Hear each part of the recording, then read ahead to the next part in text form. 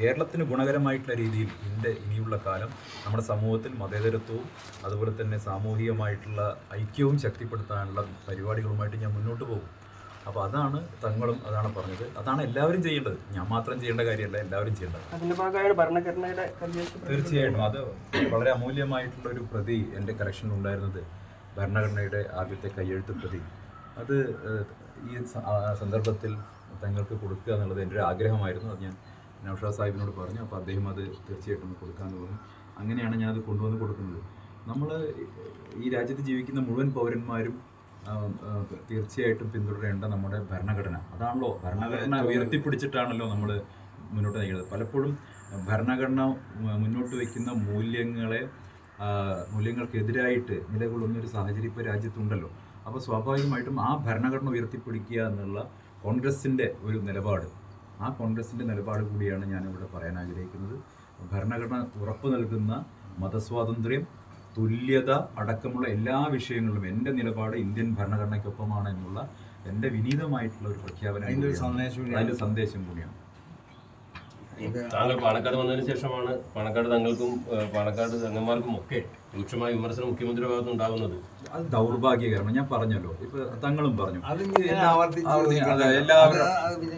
വിവാദത്തിണ്ടാക്കണം. നിങ്ങൾക്കും വിവാദമായിരിക്കും ആവശ്യം, ഞങ്ങൾക്ക് എന്താ വിവാദത്തിന്റെ ആവശ്യമില്ല.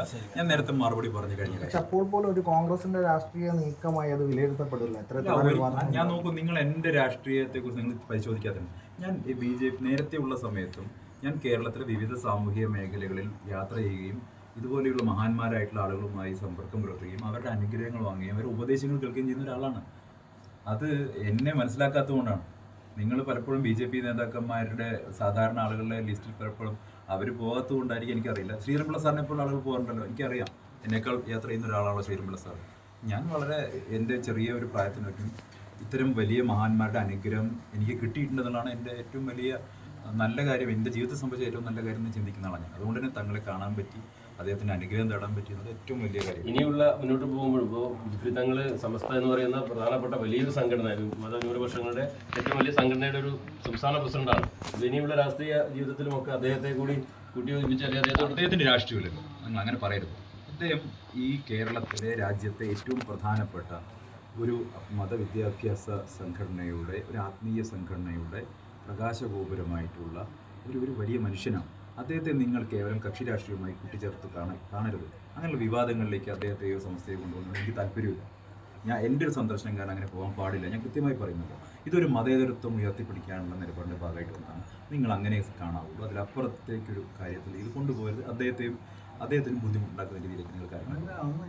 സൗഹാർദ്ദ സന്ദർശനം സ്വാഭാവികമായിട്ടുണ്ടാവുമല്ലോ.